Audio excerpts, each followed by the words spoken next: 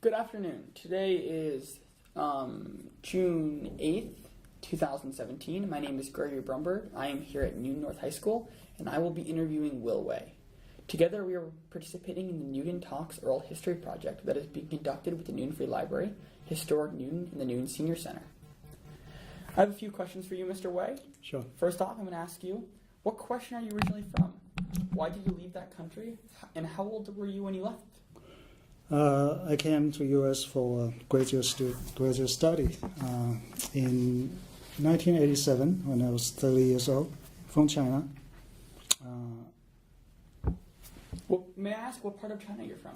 Yeah, it's a southern part of China from Fujian Province, Xiamen, Fujian. Did you come here with anyone else, or did you go alone as a graduate? Just myself.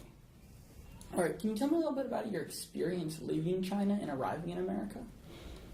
Yeah, at that time it's relatively rare, but it's so-called a self-made effort, although it has to be approved by, I was a graduate student already, by the college and of course by the embassy and by whatever agency that in China that has to approve it. It wasn't too hard, even though it was a relatively new experience.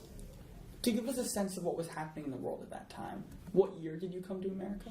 87, All right. And yeah. I think that gives us good context about what was happening. Yeah. So you came here as a graduate student. What made you want to stay in America and specifically choose Newton? Good question. Certainly it's so-called the land of opportunity, right? At that time, China was very different from China is today. And U.S. is much better in many ways than relatively comparing to China today. So, of course, if nothing else, just to advance my academic training. So you talked about China being very different, but I'm also interested in, could you compare and contrast your life in China in 87 with your life in America in 87? That's interesting. Yes, my family actually is above average. Both my parents are professors, so we lived in an above average living standard. Still, my dad actually came here in late 40s as a graduate student, so we sort of know somewhat and have a relative here. Still, the living standard, I just can't compare. It's hard, dollar by yuan, because the price difference there, but still, it's just, let me just put a different word in terms of living standard, in terms of academic training. I want to ask you specifically, what was your first day in America like, if you can recall? Yeah, the best I can recall is I arrived in San Francisco and then to New York. Let's refresh my memory. That's interesting. So I landed in JFK, I believe, or LaGuardia in New York City, and one of my fellow graduate students, a year earlier than me, drove all the way from my college, which is in Louis, Delaware, to New York City to pick me up. And sure, I remember at the nighttime, just look at the lights and the highway, it's just completely stunning. So, wow, look at all those cars. Remember what I said in China at the time? Just very few cars. Yeah. So that's first impression. I'm glad you had a really good first impression in America. So what made you ultimately move to Newton? Yeah, I relocated quite a bit. After I graduated with my Ph.D., I was lucky, got a postdoc training at MIT. Then I landed in Boston from Louis, Delaware. And then a few moves in Korea. I bought my first house in Watertown. And when my older son is school age, so we shop around for the best school district or city. Newton, Lexington, we end up picking Newton, and we're not regret so far. Still better than Lexington. I'm really interested in your story of learning English. So did you start studying in China, or did you arrive in America speaking no English and just in the belly of the beast picked up the language? Yeah, that's also an interesting question. Actually, I remember I said my father spent his graduate study in the U.S., so he knew English well. So when I was little, there's a time nobody doing anything in school, so-called Cultural Revolution. So I remember one day my dad asked me, "Hey, you need to pick up something you like to do, English or whatever." My mom was a chemist or science, and I don't know what to say. I just said English.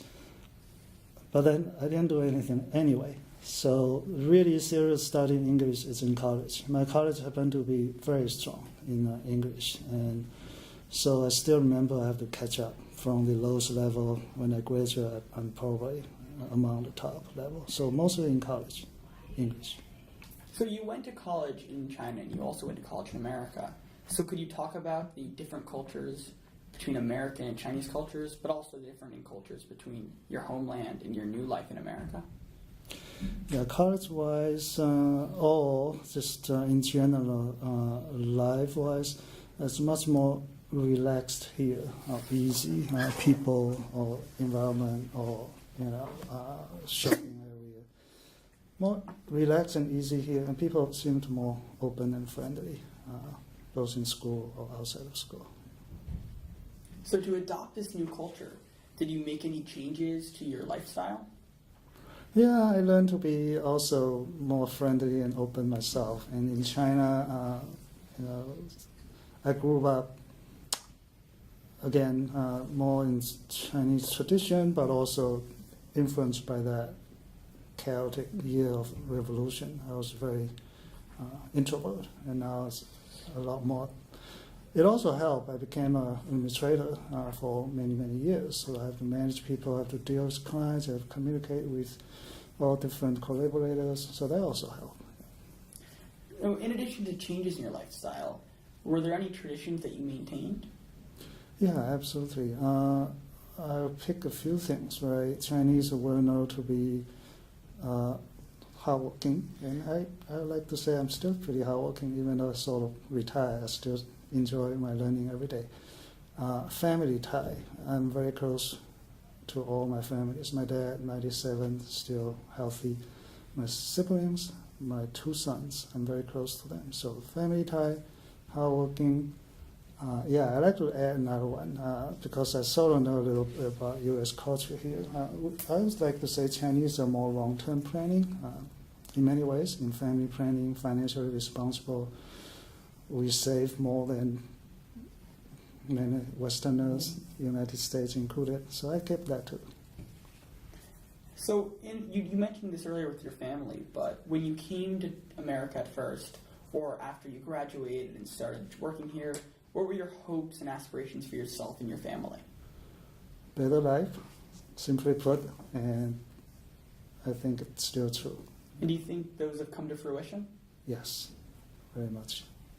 So, before you came to America, I'm interested in your perception of America and then how that changed when you came here. At that time, vaguely, just more advanced, economically, academically, many other ways. And that certainly proved to be true. Even today, right? If you want to compare China with U.S., the China is catching up very quickly. Still, realistically,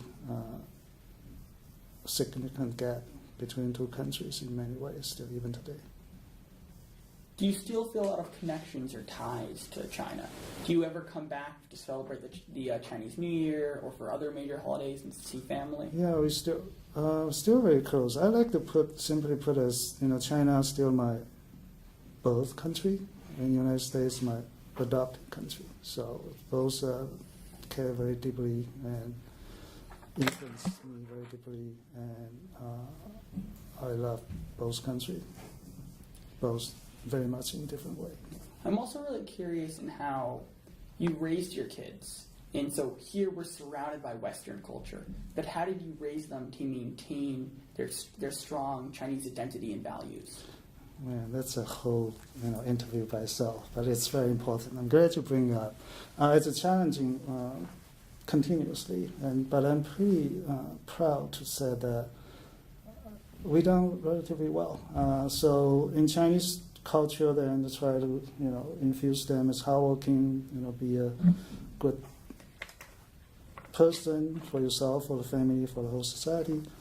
But in the Western culture, we're much more equal. So I like to say, and I'm not exaggerating too much, we're both like father and son, and also friends. I'm very close to my friend. And they both graduated from Newton High School, by the way. And you can ask their friends, and also even they came back and tell me that, hey, my friends like you very much, and we're very proud to have a father like you and all those. And my young son, who was graduated 2 years ago, was for 2 years a vice president of his class, and now he's the president of his fraternity in NYU. So thanks to the school, doing very well. Yeah.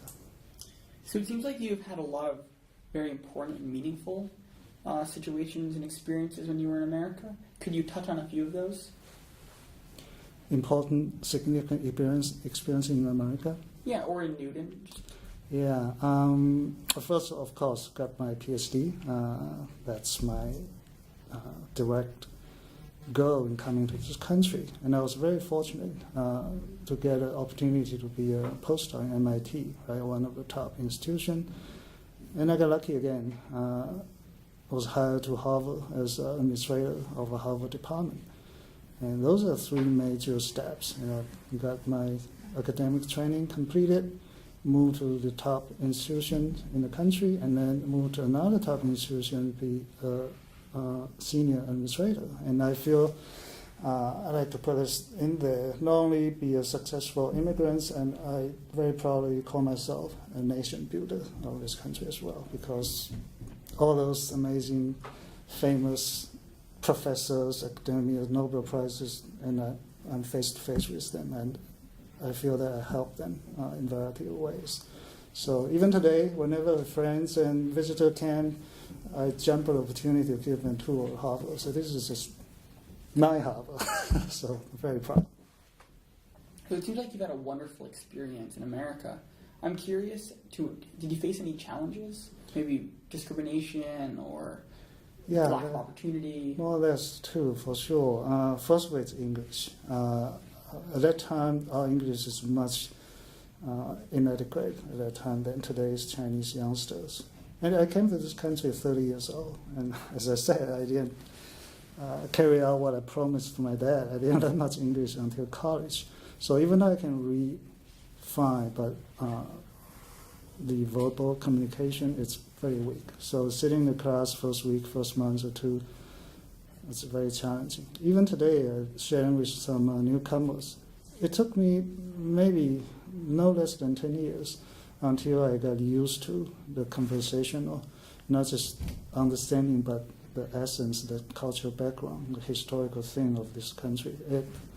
It's a language, it's a challenge. And the secondary, as you point out, discrimination, it's not too bad, but maybe one example, not necessarily discrimination, but my personal experience that when I work at MIT as a postdoc, right, it's very challenging, very hard. And I felt like it should be a little bit more respectful, but particularly compared to when I worked at Harvard as a director. So I try to make some sense of it. Because, okay, when I was there, I was a low-level, scientist postdoc in Harvard. I'm a manager. So that will explain it. Another is maybe true, maybe not. MIT is more engineers, the department I work in. Harvard, I work in a social science data center. So I try to say that maybe social science people are just nicer than, not sure. But that feeling, it's probably justified. Definitely not necessarily discrimination. I remember when I first moved to Harvard, my predecessor... Hi, excuse me.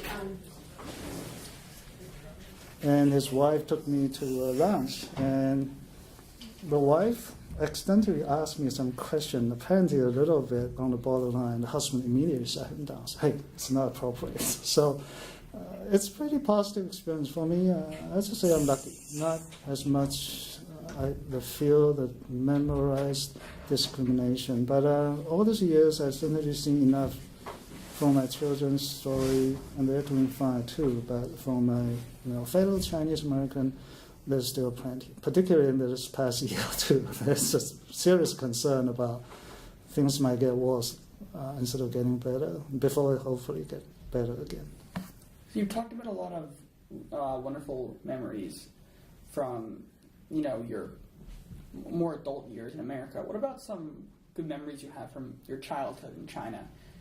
Or maybe some negative memories about the Cultural Revolution, just your experience being in China during that. You know, I look at the question. This is hardest question.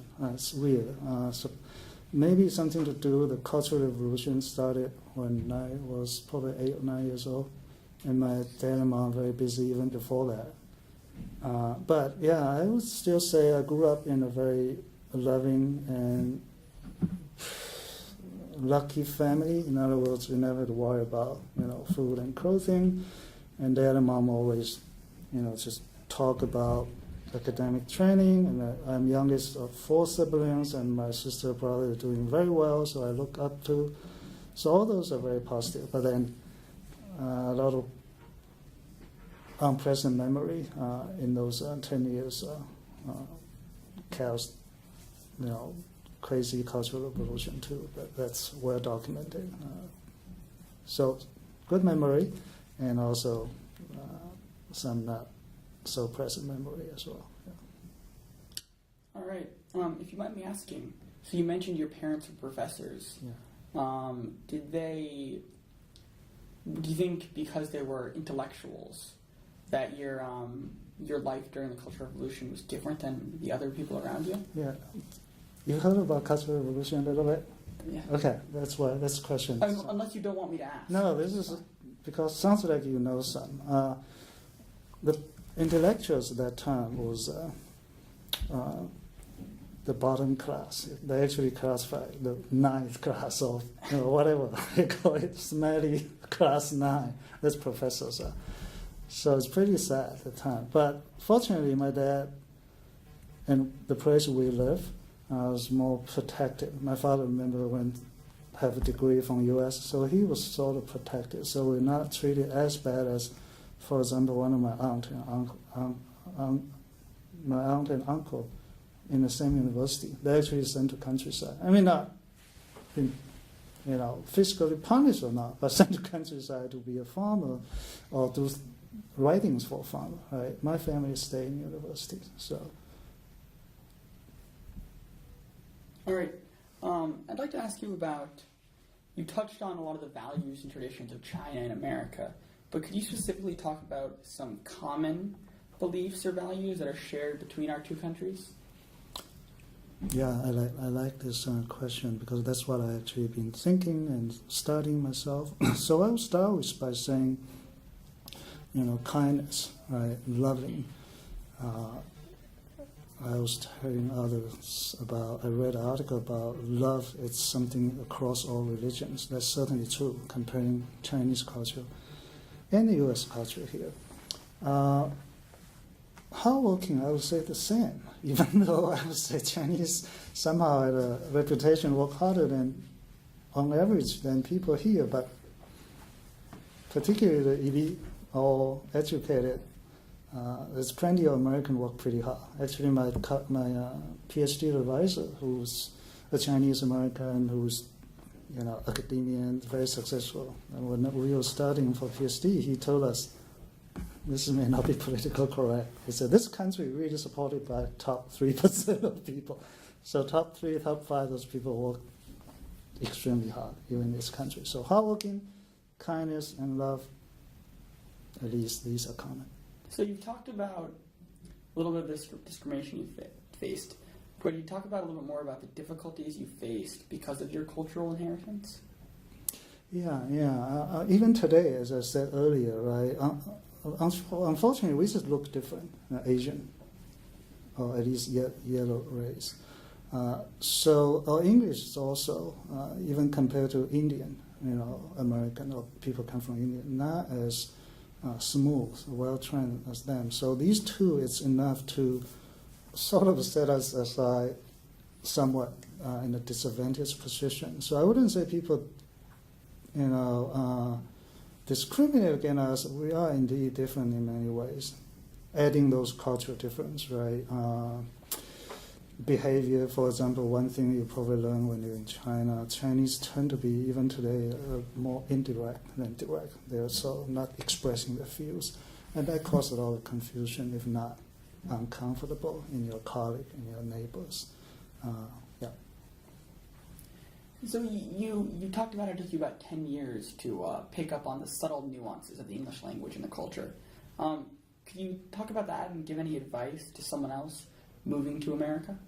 Yeah, actually, that's a good question. I was just going to say it myself as my experience of sharing with newcomers.